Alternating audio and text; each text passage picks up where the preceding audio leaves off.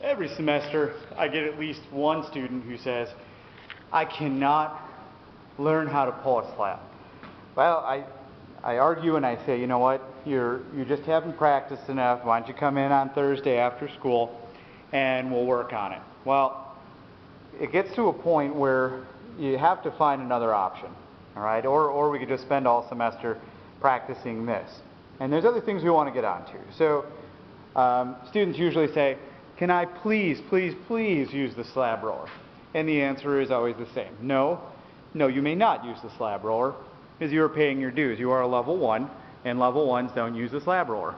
Instead, we have these guys. These are slab roller sticks. We got them marked, and they come in different thicknesses. Of course, they're mixed up. 3/8 right here, 1/2 inch, 1/4 inch, and 1/8 inch. Okay. Here's how they work. I'm going to grab the 3/8 and 1/2 inch. We don't have to go down to a 1/4 inch, but you can see they're thinner and thinner. Okay. Then we're going to walk over to these wire racks. Up on top, you can see we have a beautiful collection of rolling pins. My favorite are the ones with the spinny handles, but you can also use the ones with the non-spinny handles. Those work too. Try to find one that's clean. The longer ones are the ones you want. Okay, really long one. Hard to do this with one arm. All right. We'll lay all that down. A couple of sticks, rolling pin, clay, and you're going to need a couple of these clay blankets. These are canvas, and they usually go on the slab roller, but you are going to be your own slab roller for this alternate method. Just hang in there with me for a second while I get you set up. Okay, here's the method. You start out with a good solid wedge on your clay, and you're going to do the same steps as you would for a normal slab.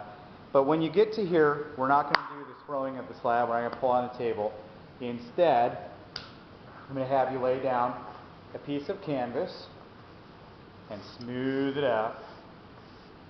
And put your clay in the middle of it. Make sure there's no wrinkles underneath. And we're going to start with the thickest one. I think that's the easiest. These are 1/2 inch. And they could go taller if you lay them on end, but I always find they tend to slip out. And I'm going to put them a little distance away from the clay. You don't have to put them right next to the clay because our roller is big. Now if you try to do this, the clay is going to stick to the roller. The wood on the roller is not porous enough, and it sticks to the clay. So the last thing you got to do is cover the whole works with another piece of canvas. Okay. And I'm seeing some cut lines on this canvas. Someone went at it with the needle tool. Try not to do that, please.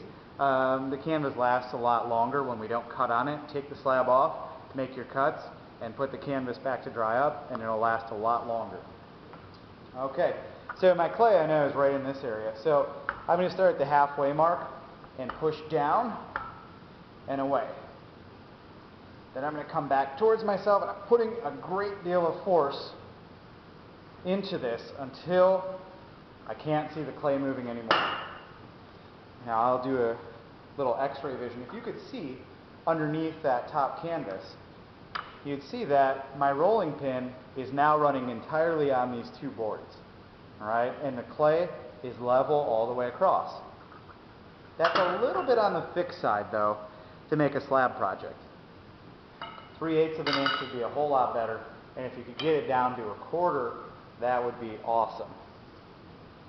Of course, depending on the size. If you want to make a bigger project, you probably want a little thicker walls. Okay, so we're down to the 3/8 inch. I'm going to cover it again. And this one's really going to make me work. Put your body weight down onto that rolling pin, and you will be able to see. You can see right here, it's kind of faint, but you can see where I'm pushing the clay and where it's really stretching.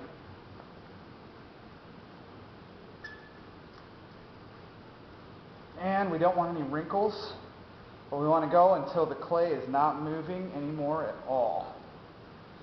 Of course, I'm overachieving here. I'm going for like the biggest piece that I could find.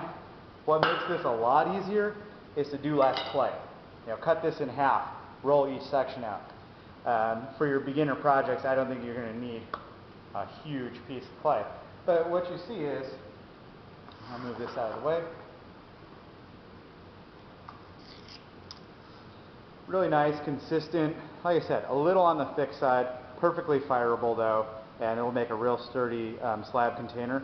You have very consistent thickness all the way through. And remember, there's two more stick levels, 1/8 inch and 1/4 inch. So feel free to use those. And that's how you can create an alternate method for rolling out the slabs if you absolutely cannot pull a slab on the table.